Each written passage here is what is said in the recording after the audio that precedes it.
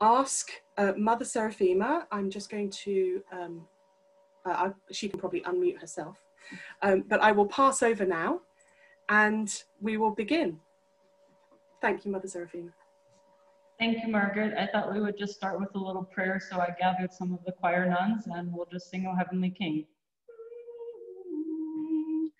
O Heavenly King, the comforter, the Spirit of truth, who art everywhere and fillest all things, treasury of blessings and giver of life, come and abide in us, and cleanse us from every impurity, and save our souls.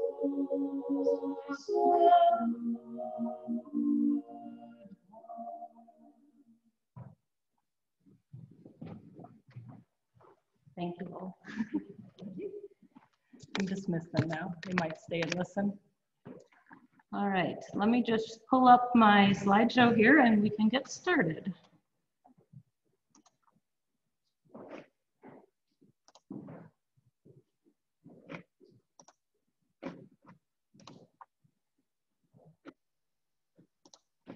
All right, here we go.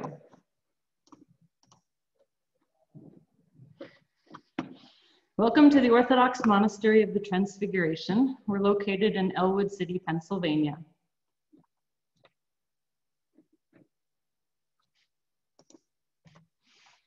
Oh, that was a prayer in case the nuns couldn't one. We can skip that one. Okay, so where is Pennsylvania in the US? I'm not very good with my UK geography, so I thought we would just kind of zoom in on Pennsylvania. The monastery is located halfway between New York and Chicago. Kind of an ideal place, far enough from a big city, yet close enough that people can drive and make a pilgrimage. So we're zooming in here on Pennsylvania, and on the western part of Pennsylvania, we'll just kind of come right in and all the way to, as far as Google will zoom into our monastery, which is pretty close. So we're 45 minutes from Pittsburgh, about 2 hours from Cleveland, and 8 hours from New York and Chicago, maybe 7 if your traffic is good. But kind of an ideal place that people can still drive. We do have many pilgrims that fly here though as well, and God willing, someday we will see some of you from the UK. Our monastery was founded in 1967, so a relatively young monastery, and by Mother Alexandra, who was formerly the Princess Ileana of Romania. And it was her dream to provide a place for American Orthodox women from all ethnic backgrounds, all jurisdictions, that they could live the monastic life in America and serve the holy services in English. And it was also the desire of her heart to provide a place of spiritual refreshment to a country that gave her a home after her exile. Mother Alexandra felt that the country, the United States, was very rich materially, but was lacking spiritually compared to what she had grown up with in Romania. And from your presentation on Romania, I know you focused in on one monastery, but there are many monasteries, and they are very large monasteries in Romania. So our small monastery of 10 nuns in America, well, we're doing our best to fulfill Mother Alexandra's dream to just provide a spiritual oasis for the American people, both Orthodox and not. I have a little excerpt here of Mother Alexandra's writing on how she decided to name the monastery for the Transfiguration. A monastery should be as a light set upon a hill, radiating the light of Tabor, so that all men, seeing it, may glorify our Father in heaven. Each member of the community must add his or her small flame to the common light, which united to the light of Christ might illumine its surroundings.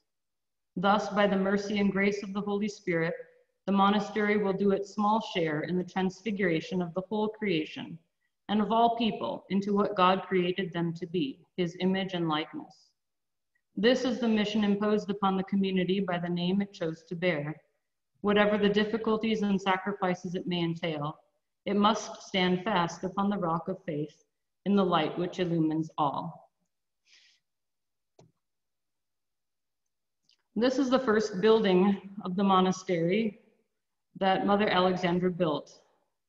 You can see, I'm not sure if my mouse shows up here, but this is the A-frame chapel. So this was the church in the middle, and there was a wing on one side and a wing on the other side of cells and offices and kitchen for the nuns. And I just really kind of love this quote because it's kind of still pertinent today. But she said she's trying to build spiritually, but I'm bogged down in very material things. It's a challenge, and I find I must readjust myself constantly to more earthly problems. But on the other hand, I've never lost sight of my mission, which is to establish a spiritual community for women and all others who seek spiritual comfort. And this is the part I really like. I'm a hopeless optimist. It is very difficult to discourage me. I really believe that this is what God wants me to do, so I would dare not fail. And I think that perseverance of hers is really what has helped our monastery, both in the beginning, and I think her perseverance in prayer for us continues to this day. To back up a little bit, Mother Alexandra, Princess Ileana, was the daughter of King Ferdinand and Queen Marie of Romania. King Ferdinand was the son of Prince Leopold of present-day Germany and Princess Antonia of Portugal. And Queen Marie, she was the granddaughter of Queen Victoria of England and the Tsar of Alexander II of Russia. And here you can see the family tree coming up from the Russian imperial side and the British imperial side. And this is her grandparents and King Ferdinand and Queen Marie, and then Ileana. Ileana was the youngest daughter of King Ferdinand and Queen Marie. And she was also the second cousin of the new martyr Elizabeth, the Grand Duchess of Russia. So everyone's kind of related in the royal family. Mother Alexandra's childhood, she did not have what you would kind of imagine as a luxurious life of a princess. She lived through her young childhood during World War I. She was kind of between the ages of 5 and 11 during that time. And her family had to evacuate Bucharest, and they went and lived in Moldavia for 2 years. She experienced a lot of sickness, a lack of food. She witnessed many deaths and funeral processions as a young child. She had a vitamin deficiency due to lack of proper nutrition. Not quite what you would think for someone in royalty, but this was wartime. She and her sisters often went with her mother to visit the soldiers in the hospital during World War I. We have an icon in our chapel. It's just a small personal-sized icon of the Theotokos that Queen Marie took to bless the soldiers when she went to visit them. And Mother Alexandra asked that after her death, it be moved from her cell to our chapel. So we do have it in our chapel. But she saw many people who died in the streets, and she prayed with many soldiers, and she often liked to give them small crosses. She even helped a colonel from the US Red Cross to distribute supplies. And at that young age, she was the one who knew English and was the interpreter.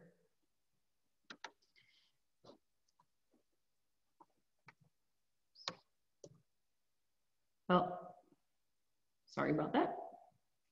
In her teenage years, she became a member of the YWCA, and she even spent some time, a year at a boarding school in England. She also joined the Red Cross and was able to set up a group for Romanian children, Romanian young girls, to take nursing training courses, which she finished later in her life and actually became a nurse. And she learned to mix with all of society, both the high class and the peasants, the soldiers, the schoolgirls. She knew the slums of Romania as well. And she, as a young girl, liked visiting monasteries with her mother. She loved to ride horses, she liked nature, she loved to swim, she learned how to sail, and she even owned a small yacht. Now, just to back up a little bit, that her parents were not Orthodox because they came in from the outside to become King and Queen of Romania. But as part of that, their children were all raised Orthodox. And so, thankfully for us, Mother Alexandra was raised in the Orthodox faith. She was married in 1931 to the Archduke Anton Habsburg of Austria. He was an engineer and a pilot, and they were married in the Roman Catholic Church. They had hoped to stay in Romania, but her brother at the time, King Carol II, was quite jealous of her warm relationship with all the Romanian people and politely asked her to leave. So they lived in Austria for much of the time, their time together. She gave birth to 6 children in the span of 10 years. But since she was missing from her beloved country, she made sure that there was a container of Romanian soil underneath her bed while she birthed each of her children. She lived near Vienna in the castle of Sonberg, and while her children were growing up, she taught them her deep faith in God and taught her children to remember the needs of others. She opened a canteen for the poor, and she often helped the soldiers and the poor, carrying trays, serving the poor, not just on the organizational end, but actually one who was working and doing and helping the people. Her nursing time with the Red Cross became more important during wartime again. This is now World War II. She opened a hospital in her castle in Austria, and that served Romanian soldiers who were wounded in the war. In 1944, her and her family were finally able to return to Romania. Her nephew, King Mihai, was now on the throne. They moved into Braun Castle, which she inherited from her mother, and her family tried to carry on through the difficult times of war. She established a new hospital across from the castle that was named the Hospital of the Queen's Heart in her mother's memory. She and her staff served wounded soldiers, villagers, and anyone who needed medical attention. She actually wrote a book called The Hospital of the Queen's Heart that talks about her time. If you're into medical things, it's very interesting. It might be a little over the top if you're a little squeamish on some things, like hiding a soldier by performing an emergency surgery so that the guards wouldn't find out who was in surgery. At the end of World War II, Romania still wasn't free. The Soviets invaded and there was chaos as to who was the enemy and who was the ally. Many people were arrested and imprisoned. Mother Alexandra was considered part of the underground. She tried to work as best she could between the communists and her people. She would do things and make deals just to get a little more to help people in the hospital, to get the needs, the food and the medicines that they required. Eventually, she was told that she had to leave. The whole royal family was told that they either had to be exiled to a monastery to await execution, or they could leave the country. She had 2 or 3 days to evacuate. And so they moved for a short time to Switzerland and then to Argentina. She was eventually granted a medical visa to come to the United States. Since she had a long history of problems that began with her childhood nutrient deficiencies and some other severe back problems, she was granted the visa to come. Some of her children were already here in America. Unfortunately, she and her husband were separated and he returned to Austria. So Mother Alexandra, then still Princess Ileana, with her younger 4 children, moved into a house near Boston and began a new chapter in their life. Mother Alexandra felt like she had died having to leave Romania. It was such a beloved country to her, the people, the land. And she felt guilty about the people who were left behind, those who were suffering under the communist regime. and she never forgot them. And they were always in her prayers. And one gift that was given to her at the end of her life was that communism fell and she was able to go back one last time and visit Romania. This is just a picture of Mother Alexandra in her nursing uniform. And this is Princess Ileana with kind of her famous tiara that she wrapped in a nightgown and came through US Customs, and it had to sit there for a week because they weren't sure why she had something like that in her possession. So they had to check it out. But that was her princess tiara. And she did a lot of speaking before she became a nun about communism at different parishes in the US, and just to raise awareness about what was actually happening in Romania under the communists.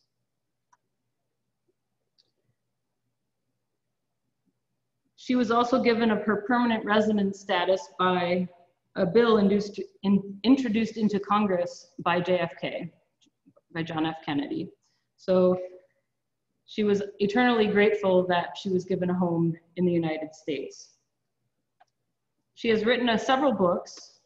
Her autobiography, I Live Again, was just republished last year, 2 years ago now. And her book on the Holy Angels, The Hospital of the Queen's Heart, is being republished. It's currently available in audiobook. We don't know if or when the paper book will come out. But that's about her, more specifically about the time at the hospital. Mother Alexandra felt called to become a monastic, and she had the blessing from Metropolitan Anthony Bloom to test her calling at the Monastery of the Veil in Bussy, France. This is a picture of her there. She became a sister and remained in France for almost 6 years, although she traveled frequently back to the United States to maintain her permanent residency status. And even when she first went to Bussy, she had the vision of coming back to America to start the Orthodox monastery of the Transfiguration for us. Here is a picture of the very first trailer for our monastery. Quite humble beginnings when you think of her living in a castle in Romania, going through exile, and now kind of in the middle of nowhere, Pennsylvania, with a trailer. This is a later picture of her with her abbess staff on the grounds. One of the other major things that Mother Alexandra's monastic life contributed, indirectly, but very important for those of us in England and the United States, were translations of the liturgical services into English. At the beginning, there wasn't much. There was maybe the Divine Liturgy, the hours, maybe Matins and Vespers, just the non-movable parts of the services. And so at the monastery in France, Mother Mary was tasked with translating services into English for Mother Alexandra, who didn't really know French or Slavonic, so her time there, it was done for her there, as well as for her coming to America. The Festal Manean, the Lenten Triodian, which I think many people still use today, and several lesser known feast days from the Manean, as well as the weekday Oktoikos. And this is just an example of one that we have, just printed and sent from BC right to us, not formally published, but those are the ones we still use today, not the fully published ones. And then, as you can see, the Lenten Triodian and the Festal Manean also were translated for Mother Alexandra and for our monastery here in Pennsylvania. Another part of the monastery that we had before there was a monastery was our Ellwood City Mother of God icon. Well, it wasn't called the Ellwood City Mother of God then, but it is now. And it was painted for Mother Alexandra to bring to her monastery in America. It was painted by Matushka Tamara. She resided in France, knew Mother Alexandra from the monastery in Bussy. And she wrote the icon in thanksgiving for the successful healing of her daughter. So it became the first monastery for the icon, and it's been with us from the beginning. It used to reside in the apse of the altar before there was kind of a finished altar area in the back in the very first chapel. So a little bit more back to the monastery history. You can see here the beginnings of the monastery building. And on September 28th in 1968, the monastery was just barely finished, as is often the case when the bishops come to consecrate. And we had 4 bishops of various jurisdictions, so it was a very pan-Orthodox event. And in the 60s, there was a movement for that, but it was still somewhat unheard of to have that many really coming together. His Eminence Metropolitan Irenee, along with the bishops Gerasimos, Valerian, and Ambrosi. The Romanian Episcopate magazine, I just want to read this because it is so pertinent to just pan-Orthodoxy and Orthodox unity.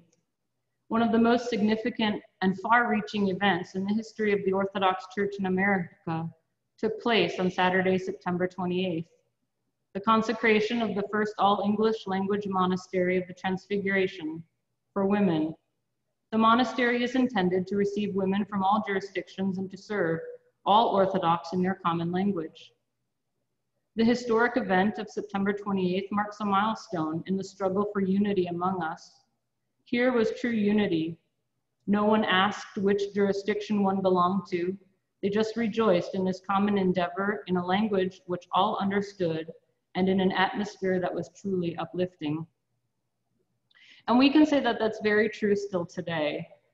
Even in unfortunate some pan-Orthodox events, there's always like, well, what jurisdiction are you from? Or where are you from here? But really, when people come to the monastery, they don't ask those questions. They just love to be here. And we really attribute that to Mother Alexandra's dream and her prayers. Here's just a photo of the young Archbishop Nathaniel and Mother Alexandra at the beginning years of the monastery. And a picture of her in her older years with the sisterhood behind her.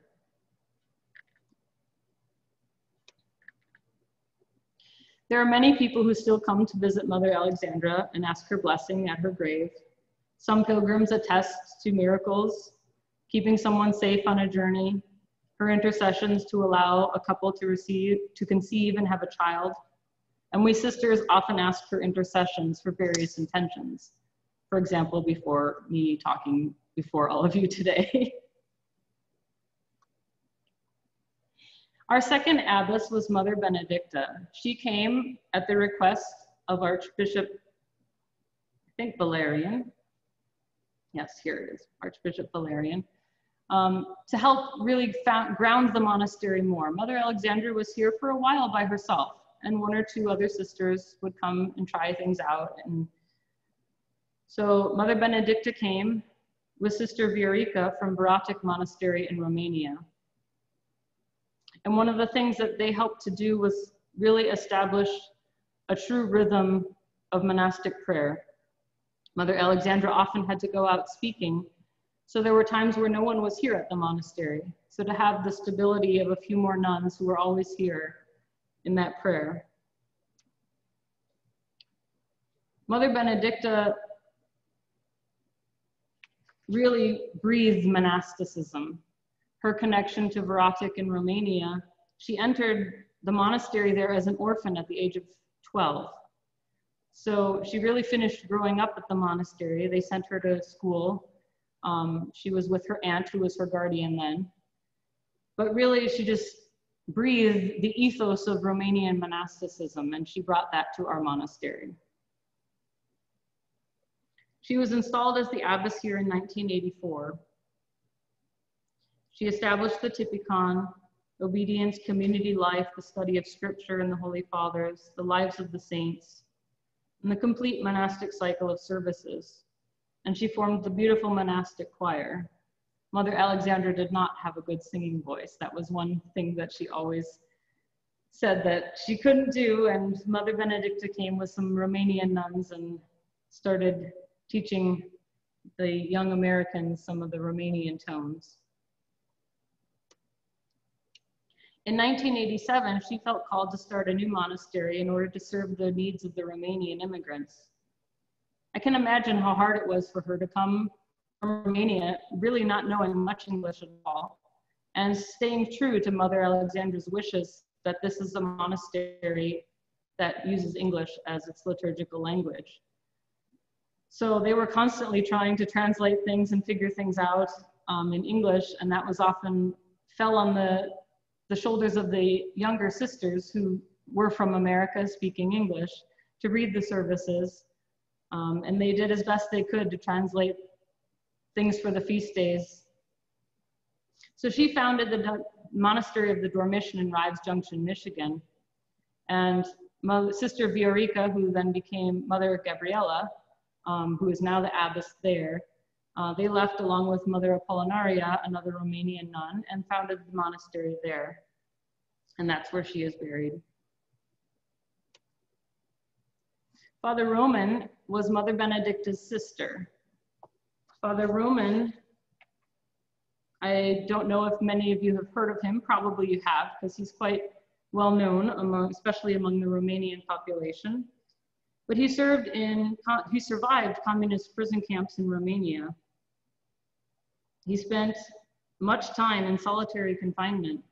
And after his release, one of the things that he said is that that's where he truly found God, was not outside, but within himself. He was a gentle and wise man, and he really had a gift to bridge the two cultures, the Romanian and the American culture, coming together under one roof. The other thing he said was that the goal of monasteries today is not flight from the world, as in 4th century Egypt, but a transfiguration of society. He really set the spiritual tone for the monastery, especially after the Romanian sisters left to start Dormition Monastery. He guided the monastery to offer prayer and hospitality as our main works, to trust in God. He gave the monastery a rule of an open dialogue with God, to ask his blessing throughout the day for everything, just to talk with God. So sometimes that can be using the Jesus prayer, but other times it can be, Lord, I have to pay the bills, so I can't talk to you constantly right now. I have to do math in my head. I have to write the checks. Help me to do that and be with me while I do that. And just to have this constant dialogue with God.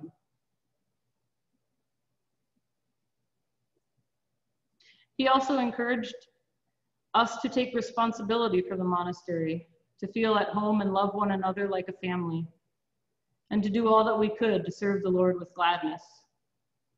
He tried to build up the gifts and talents of each sister, taking into consideration the cultural background, education, and experience of each. No talent goes unwasted. He was also instrumental in setting various hymns to music in English of the Romanian tradition for the great feasts of the church. He had a much better understanding, a much better command of the English language than did his sister, Mother Benedicta. So he worked often on that. But he also encouraged us to use the Slavic tones, as at that time, many of the sisters who came were from a Slavic background, and that's what they knew. And that's what stirred their hearts. And he recognized that. And so he didn't say, we're only going to use Romanian chant, or we're only going to use Byzantine chant, but we're going to use what's familiar. And I think that's something that has really stuck through till today. And we just love to sing the best of everything. This is just a photo of Father Roman with Mother Benedicta, Mother Gabriela, who's the current abbess at Dormition, and Mother Christophora, who is our abbess now.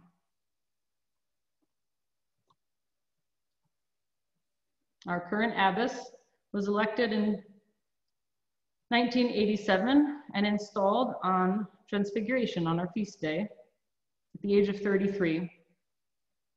And here's a picture of her with Mother Alexandra and the staff, the abbess staff that Mother Alexandra carved. Some more current pictures of Mother Christophora. Let's find my notes here. Mother Christophora has steadfastly persevered in the spirit of Mother Alexandra, really trying to bring a community together, taking the advice of Father Roman, and really establishing a family for us. She also built up the monastery in terms of buildings, not only, well, it should be the other way around. She built up the sisterhood as well as the buildings. Put the more important one second as the sisterhood. But you do need the facilities in order to grow the monastery as well. And we hope that it's according to Mother Alexandra's dreams and hopes. This is a picture of our current sisterhood. It's a few years old already, but all of us sisters are there. It's the last formal picture we had taken. Now to move on a little bit more to the life of the monastery, of prayer and hospitality. We have our full cycle of services, which we divide up into morning, noon, and evening. 3 times a day we're in our chapel, and this is a picture of the front of our chapel. And still you can see the A-frame a bit, which was kind of filled in on the top with icons and on the side. And we also have intercessory prayers and of course the private prayers of each sister, as is true in any monastery. This is another picture of our monastery from a pilgrim that makes it look really a lot bigger than what it is, but it's a really neat picture. Captures most of the icons on the side. Just an example of our intercessory prayers. We have a healing corner in the back here with an icon of the Theotokos and various healing saints, and that's where we often pray for the sick and the suffering. And this was just a visit of Metropolitan Tikhon, serving some prayers in the back of our church. You can see another icon of the Transfiguration behind the light there. Christ is really transfigured behind the light. It's brighter than we can see. This is just a photo of the back of our church. This icon was just finished a year and a half ago, something like that, maybe 2 years ago. But it has 50 saints, and 50 plus animals. So we really like that for the children who come, and we ask them to find certain animals on the icon, and they just love running around and finding the different animals. This is a picture of the chapel, and you can see behind me, this is where I am sitting. And we usually do our noon service in here, and it's also just a quiet place to come and pray for any pilgrim or sister who just wants to take that extra time to pray in a sacred space.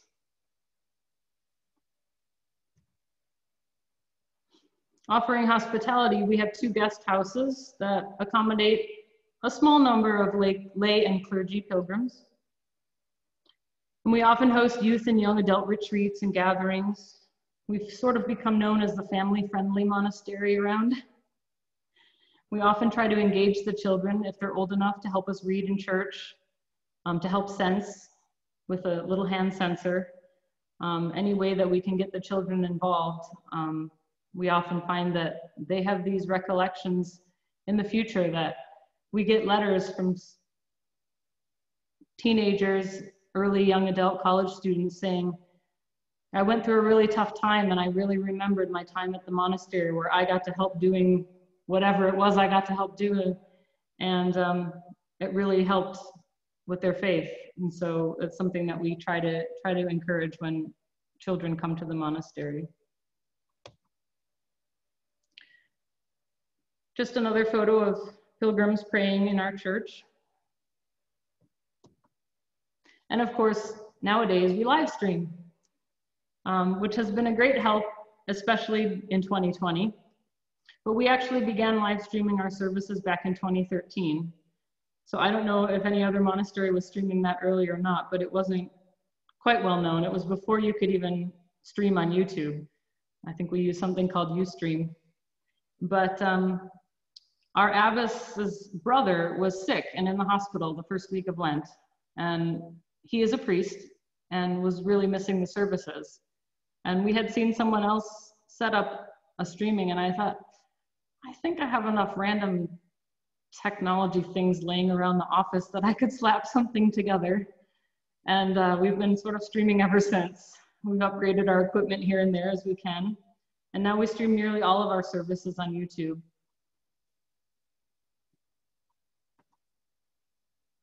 So I want to take you just on a little virtual tour of the outside of our monastery. I've shown you the chapel and the church inside the monastery. Our property is located on 98 acres. Most of that is wooded. We have about 2 miles of hiking trails in the woods that I like to spend my Sunday afternoons out there. And we also have a short video from a drone that was taken by one of the sisters' family members that I will fly you through, and then just a photo tour of the monastery.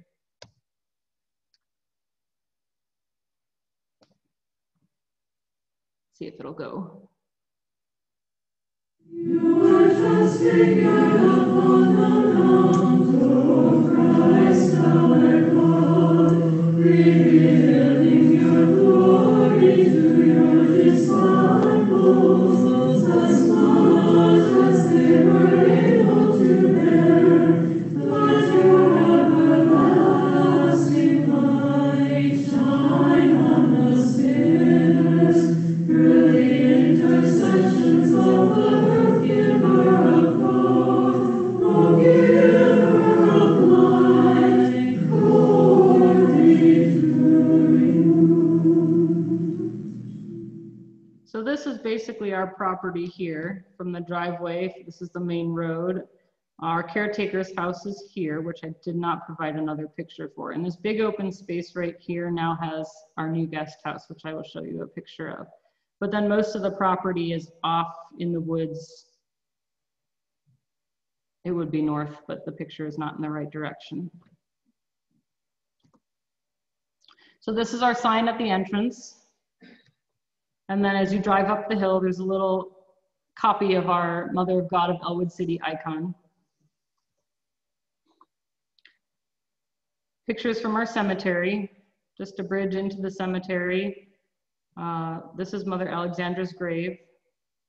Archbishop Kirill of blessed memory of the Archdiocese of Pittsburgh in Western Pennsylvania. Various clergy and their wives. There's another, Mother Pacomia, her grave didn't get on the picture here, but this is just a few weeks ago, Archbishop Nathaniel was here with us and we prayed at Mother Alexandra's grave. So try to include some recent photos. St. Macrina House is a house for long-term guests, people who are possibly thinking about the monastic life, and we do have a permanent resident on one half of the house. So there's another half of the house for kind of long-term seekers, and a little gazebo to sit in outside. This is our new guest house that is for lay pilgrims. It has 5 bedrooms, 3 are double bedrooms and 2 are single bedrooms, and each has its own bathroom, a big common area and a kitchen.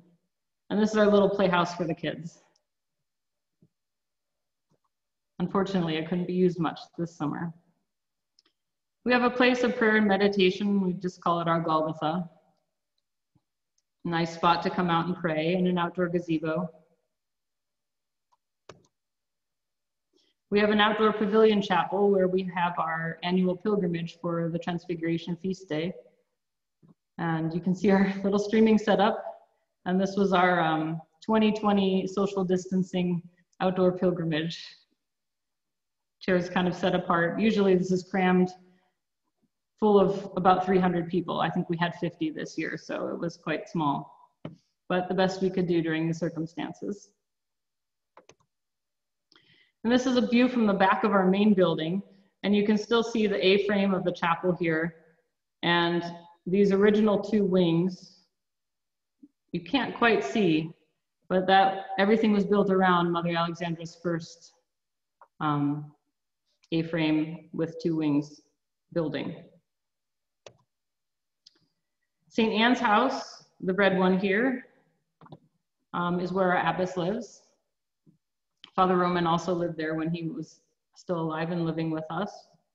And then St. Bridget's house was is now our clergy guest house, but it was Mother Alexandra's house after she retired from being abbess. And her children bought her that as a place that had a little more easy access, that didn't have the stairs that St. Anne's house did. And we now use that for our clergy guest house. Just a few pictures from our trail. We have a patio area with a fountain. Just a girl and a boy reading on a log. Just a friendly place for someone to come and sit outside and enjoy God's beautiful creation. And we have our hiking trails that are all marked.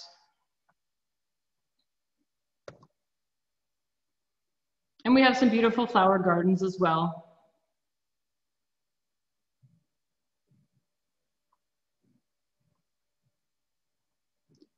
One more aerial view.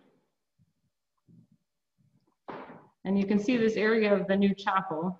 One thing I forgot to mention is that the chapel we named for the protection of the Mother of God.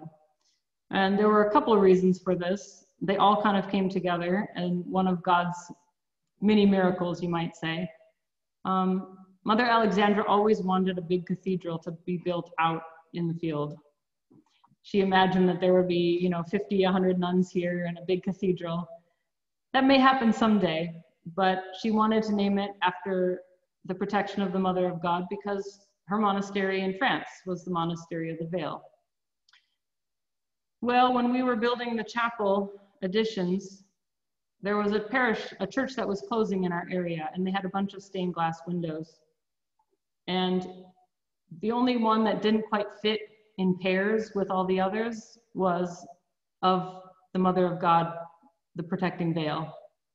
And so it was pretty clear to us that we were doing this building project, adding on a chapel and having this icon basically given to us. And so the chapel was designed around that. And I'm just gonna really quickly, well, I'll do that when I stop presenting so you can see it.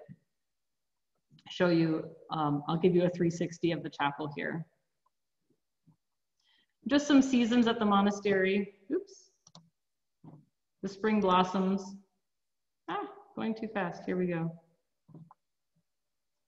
Spring apple blossoms. A summer cloudy rainbow. We often have cloudy days here, but we get beautiful sunsets, beautiful sunrises, and beautiful rainbows. Some nice fall days. Mother Alexandra always thought that the hills around here reminded her of Romania. Some winter scenes. Nuns hard at work shoveling. And I want to play for you a couple things that our choir, this is just from our streaming, but called it Hymns of American Orthodoxy. One is a composition of the sisterhood here, and another one is just the very famous American Christ is Risen. So I thought you might like to hear our choir sing a little bit more.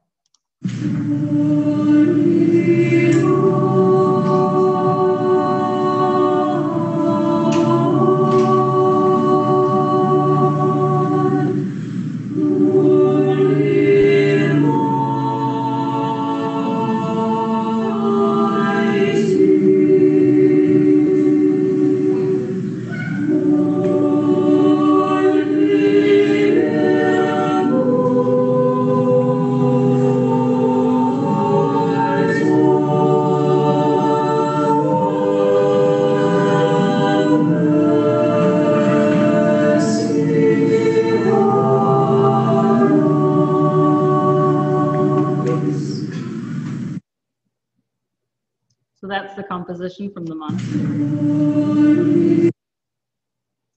Here is our American Christ is Risen, if you haven't heard it already. It's very American.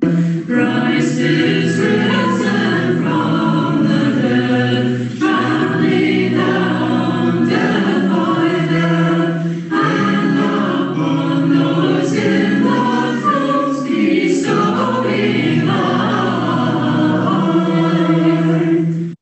On Pascha night, since so many people had to watch via streaming, we ended up having a little sort of mini impromptu concert of all the Christ is Risens we could sing off the top of our head at the end, just standing in front of the camera for everyone.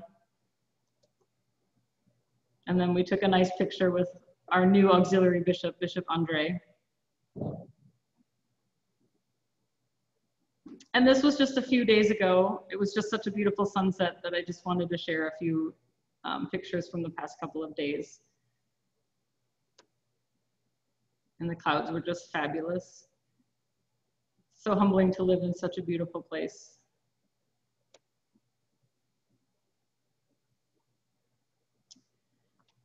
So that is my presentation, and I will be open for questions, but I'm going to turn off my screen sharing and just show you just a sweep around our chapel inside.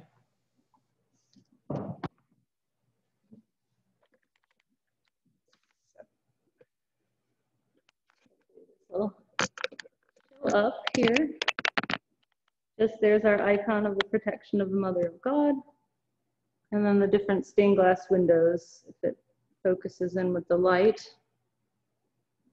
We have the 3 liturgists, and we have St. Nicholas, St. John the Baptist, St. Andrew. We have Christ in the Theotokos. Make sure that's still in. Sorry, it's a little bumpy. And then the Theotokos behind me, and Christ is on the other side. So that's just a little, feel like you're here in our chapel with us.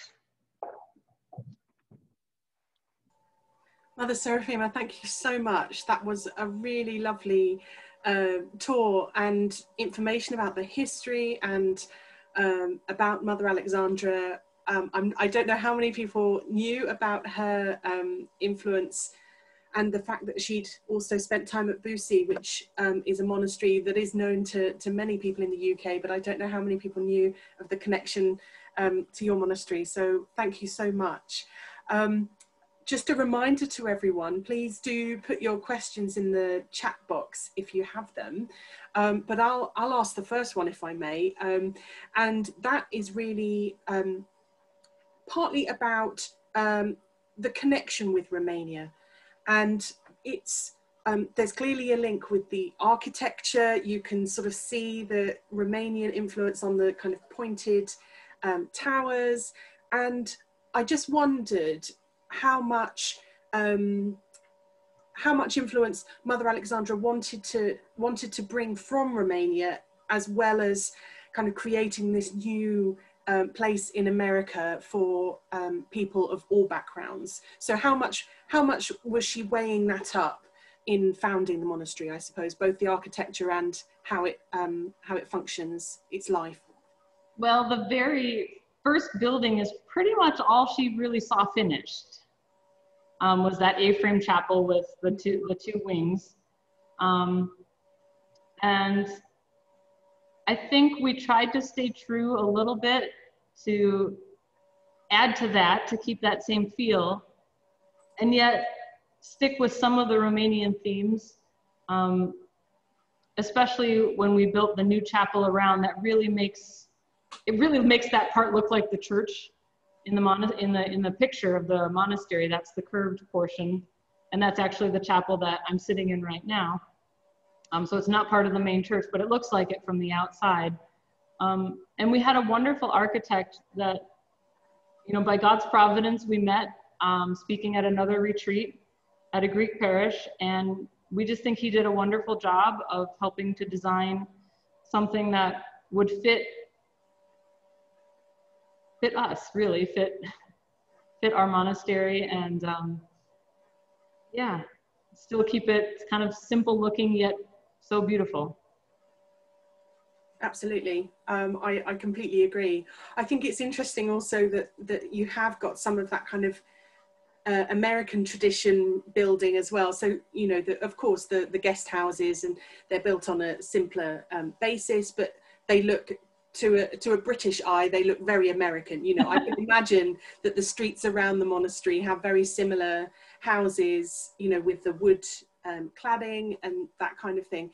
So it seems that, over time, the monastery is very much kind of finding its place in America, as well as having that kind of exotic, if you like, or an unknown element for local people anyway. How do they react? Something that Mother Benedicta said when she came, she's like, what is this monastery made from wood? Monasteries are supposed to be made of stone. Well, you know, that just isn't quite practical when you're kind of starting from nothing in America with without people to help and things like that. So yeah, one of the things that happened when Mother Benedicta came is they painted the monastery white, so it would look more like stone than the wood. So it's gone through a couple of phases of color, but it was originally redwood, so the color. And yeah, and it fits. You started to ask one other thing when I cut you off, so. No, it's okay, it's fine. I tend to ask questions which have about 6 aspects to them, so feel free to just answer the bit that you like. I guess the question I was coming on to was, how do the local people react? I mean, when we saw the aerial, you could see that there were other houses there. Are they Orthodox people who've moved into the area, or are they people who've been here for longer, in, you know, sort of Pennsylvania residents, or what's the sort of makeup, and how do they react and interact with the monastery? Most of them are just the local people who have been here. Obviously, our caretaker's house is at the bottom of the hill. We now have one other sort of Orthodox resident off the property, which would be Matушka Ann Hopko. She and her husband moved here after his retirement from St. Vladimir's Seminary. He wanted to retire to be near a monastery, and his daughter is the wife of our caretaker, so it's kind of a family thing. So he served here, Father Tom Hopko served here for many years in his retirement with us before his passing. So she lives across the street, you know, just right down the road now. So, but everyone else is pretty much just local neighbors, and we have a really nice relationship with them. One of them, well, young man, he's not quite such a young man anymore, but he would work for us part-time. He lived across the street, and he would help our caretaker with various tasks that kind of needed 2 men sort of thing. It was the assistant caretaker, and you know, just a good relationship. And we're so blessed to live in this nice small town. We go to the grocery store and people say, "Hi, sister," and, you know, "Please pray for me." And most of us have never really had a bad experience in town. We do go out and we wear a cross. You know, in traditional Orthodox countries, only the abbess would wear a cross, or a priest. But we do go out, each wearing a cross if we have to go out into the public. But for the most part, people are just so kind and generous, and just reach out to us and are courteous. And Western Pennsylvania has a big Catholic monastic presence as well. So people were kind of trained to, I don't know, respect the monastics, which isn't always the case in many places. So we're very fortunate to have such a welcoming community. Thank you. And thank you for mentioning Father Thomas Hopko, because he's quite a well-known figure over here as well. You know, a lot of people have read his books.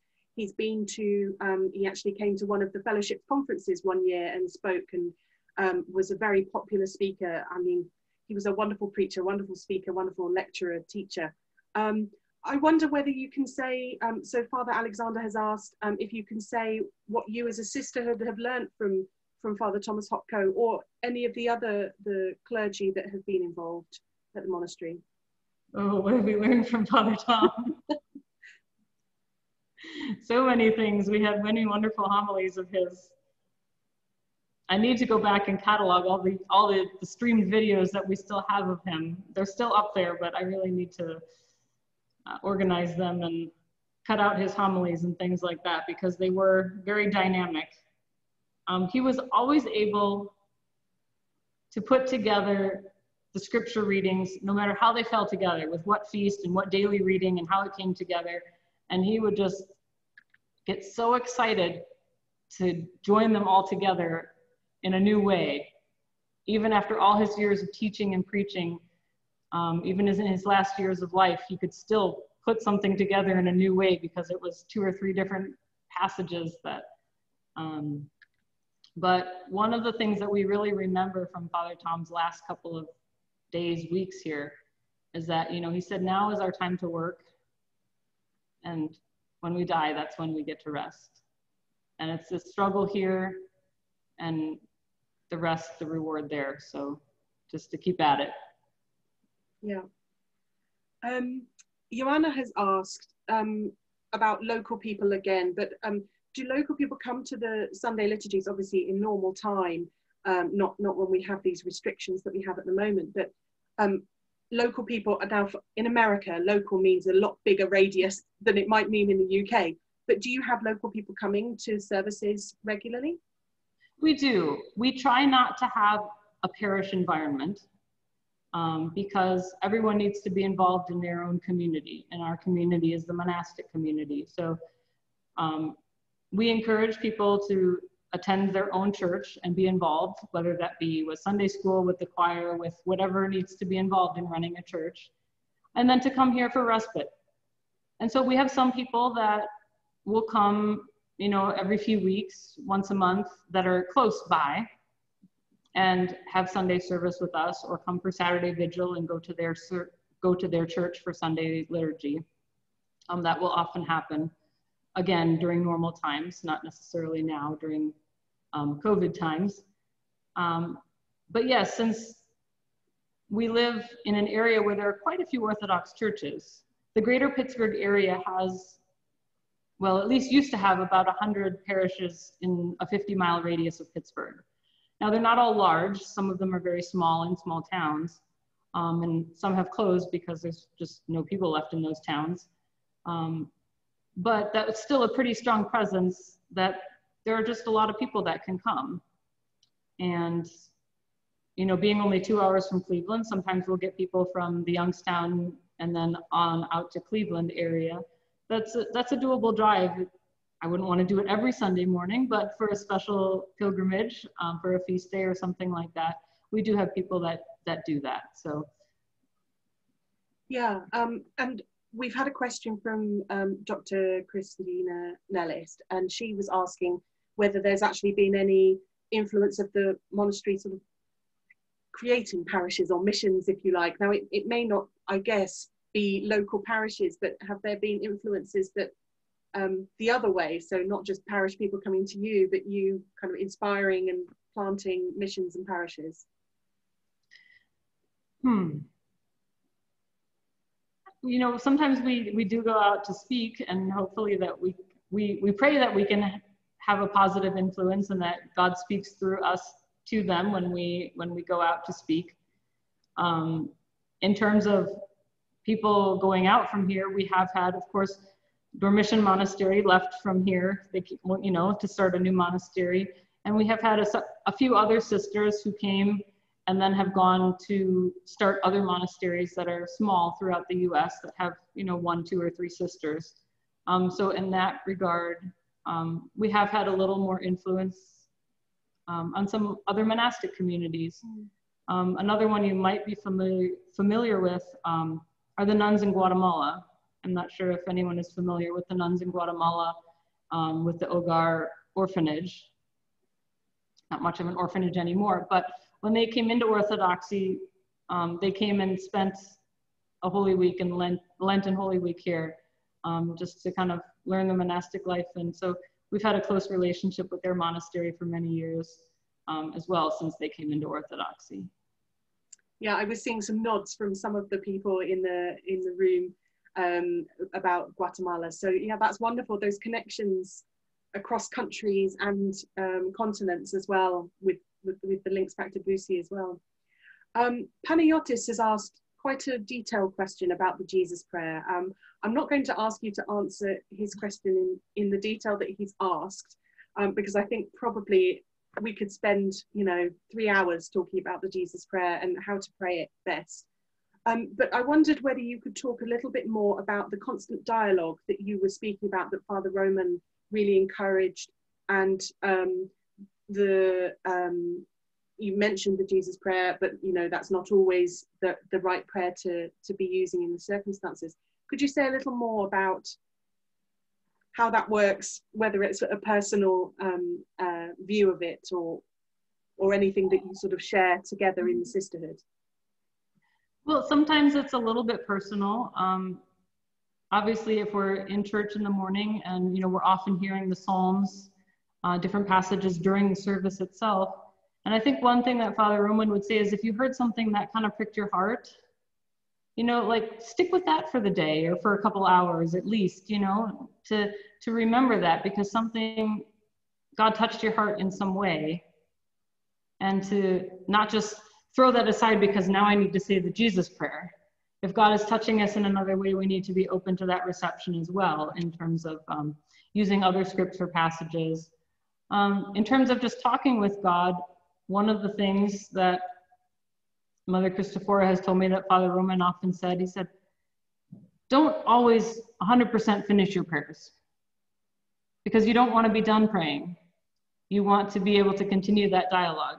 So if you say, okay, you know, I've read all my prayers and now I'm done, and I put the prayer book down and I'm done praying, well, that's kind of not the point. And so he always said, if in your mind you think, I haven't quite finished my prayers yet, and you still just keep talking to God. So you finish your morning prayers and you keep talking to God on your way to church, and then you finish church and you keep talking to him after because you still haven't finished. And so that kind of thing, just a constant remembrance, and just a slightly different way to do that than maybe just saying the Jesus prayer, which is good. And I don't want to say that, like, if that's your practice, don't do that, because that's certainly very noble and high calling to do that. So thank you. We've had, it wasn't actually a question, but it leads me to ask a question. So Leon and Ben Silver worship at the Church of Christ the Saviour in Kent, so not far from London, and their feast day, because it's Christ the Saviour, is the Transfiguration. So they wanted to send specific greetings, but I was particularly interested in the references to the Transfiguration from Mother Alexandra about setting the monastery on a hill to be like Tabor, and then the other element of the transfiguration of society, so that monasticism is no longer to escape the world, it's to transfigure society. What is, how do, I mean, I love the Feast of the Transfiguration, it's one of my favorites, if I may say, but how does that impact not just on the feast and the lead up to the feast and so on, but how does that impact on the life at the monastery, that kind of focus on transfiguration? Oh, these are tough questions. That's okay. Well, you know, the monastic life is a constant struggle, a constant attempt at growth in our life in Christ. And really that I'd say it's more, maybe it's more of a blessing and a help just to have the name, because how often do we say the Troparion of the Transfiguration? Every day, because it's our chapel name. And so we have that constant reminder set before us that we are here to transfigure our own lives to be who God is calling us to be. Just to have that before us is just such a great gift. And so, you know, when I look back at those words and wanted to include them in the presentation today, I thought, well, it's just because it has just such a seamless impact on us just by being here. And, you know, well, what would it be if we had another name? I don't know. You know, God would provide another impact, but it just seems like such a blessing and just humbling of what our founders provided for us. So. Absolutely. I'm going to allow people just a last opportunity to type in a question if they have a final burning question.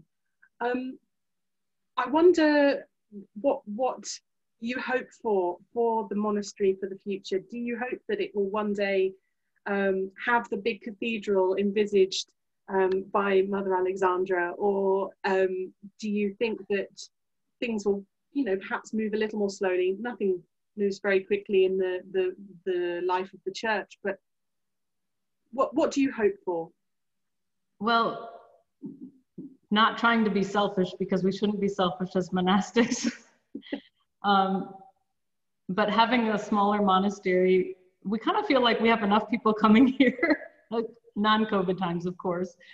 Of course, we're also much smaller. When we're 10 nuns and 15 people come, it slips the balance a little bit. You know, if you're 300 nuns and 100 people come, you still have quite a majority to set the tone.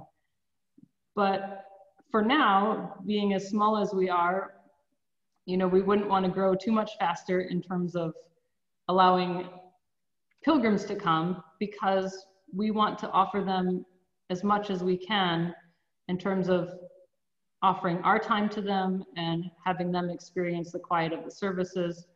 And when the layperson presence exceeds the monastic presence, you start to lose that effect a little bit, because we're outnumbered, and it just naturally happens that way a little bit, because the world is knocking at our doors to come in and find that peace. And so it's hard to say no to people, but most of the time we really have their best interests in mind, because if they want to come for a quiet meditative time and we have a group of, you know, 30 teens coming for a retreat that day, it's just really not going to be the best time for them to come, because they won't get what they need and what they're longing for. So that, you know, obviously all falls on the discretion of the abbess to make those decisions. You know, it's just such a beautiful place to live right now. I don't know that I'd really want it to change a whole lot. You know, we could use a few more sisters if any young women want to become monastics. We should put a little advertisement, shouldn't we, at the end of every session? Yeah. If you would like to join this monastery, contact, yes.